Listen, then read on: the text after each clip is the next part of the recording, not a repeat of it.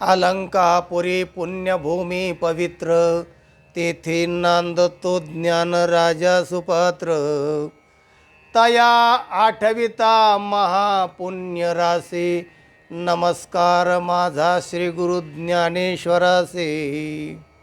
सज्जन हो, पंढरीची वारी या विषयावर आपण हा व्हिडिओ सादर करीत आहोत. आजचा विषय माऊलींचा अभंग आहे आणि वारकरी संप्रदायाचा उगम आणि विकास या विषयावर आज आपण बोलत आहोत. पहिला हा जो पाया रचला गेला भागवत धर्माचा, वैष्णवांचा, वारकऱ्यांचा, तो रचला गेला ज्ञानदेवे रचेला पाया. ज्ञानदेवाने पाया रचला म्हणजे ज्ञान मंदिराचा पाया. कारण ज्ञानदेव, ज्ञान देतो तो ज्ञानदेव, म्हणजे ज्ञानाचा ज्ञाना आणि नामाचा नामा, हे दोन संत एकाच काळी आणि एकाच वेळी कार्य करणारे होते. आज ज्ञानेश्वर माऊलींचा विचार आपण करतो आहे.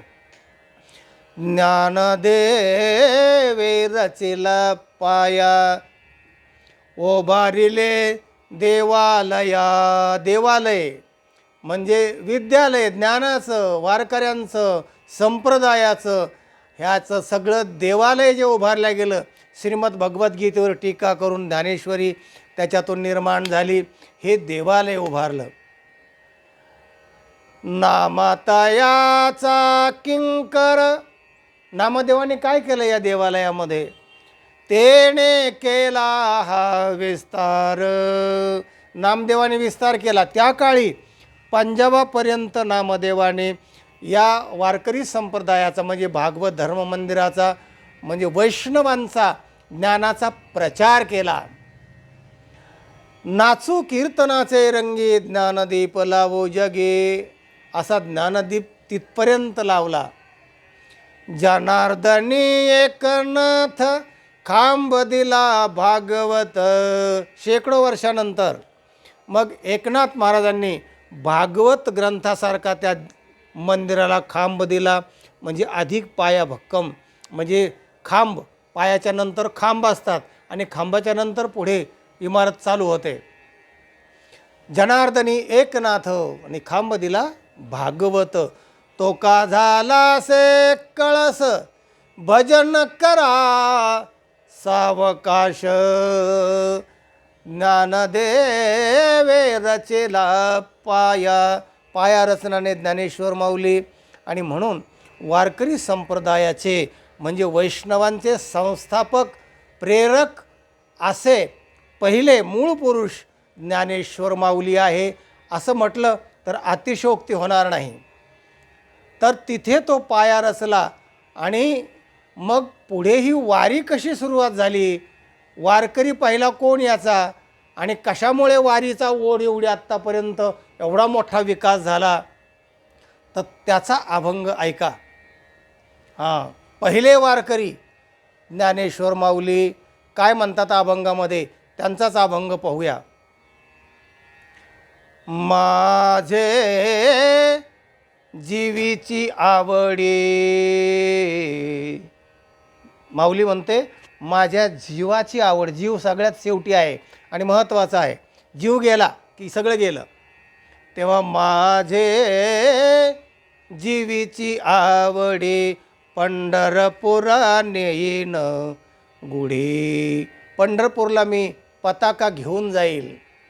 पांडुरंगी मन रंगले, कारण माझं मन पांडुरंगाच्या रंगात रंगलेलं आहे. गोविंदाचे गुणी वेधिले, पांडुरंगी मन रंगले.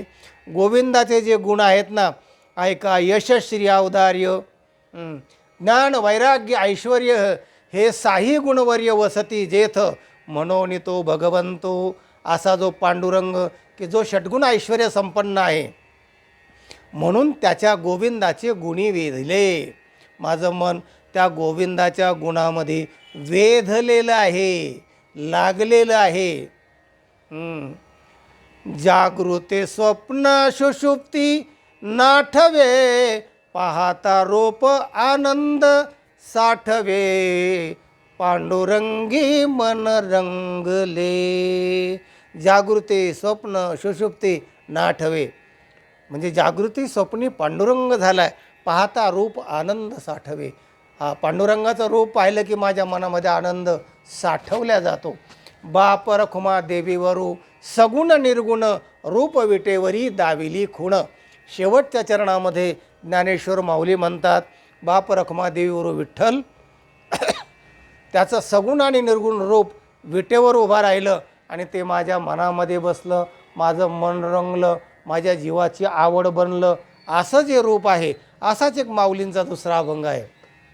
हां, सगुण म्हणो की निर्गुण रे, तुझं सगुण म्हणो की निर्गुण रे, सगुण निर्गुण एकू गोविंदो रे. असा जो गोविंद आहे, गोविंदाचे गुणी वेधिले, असं याही अभंगात माऊली म्हणते आहे. म्हणून तू सुखा लागी करीशी तळमळ, तरी तू पंढरीशी जाय एक वेळ. माऊलींचं प्रस्थान झालं. माऊली आता पंढरपुराकडे निघालेली आहे. पहिले वारकरी ज्ञानेश्वर माऊली आणि माझ्या मनीच्या आवडी पंढरपुरा नेहीन गुढी, पताका घेऊन मी पंढरपूरला जाईल, असं माऊलीच म्हणते. आपणही वारी एकदा करा, वारकऱ्या समवेत जा, बघा तुमच्या जीवनाचं परिवर्तन होतं आहे की नाही. तेव्हा वारीच्या निमित्ताने आपणा सर्वांना माझ्या हार्दिक शुभेच्छा. हा व्हिडिओ इतरांना पाठवा, लाईक करा आणि चॅनलला सबस्क्राईब करा. आनंद घ्या, वारीचा आनंद घरबसल्या घ्या. रामकृष्ण हरी.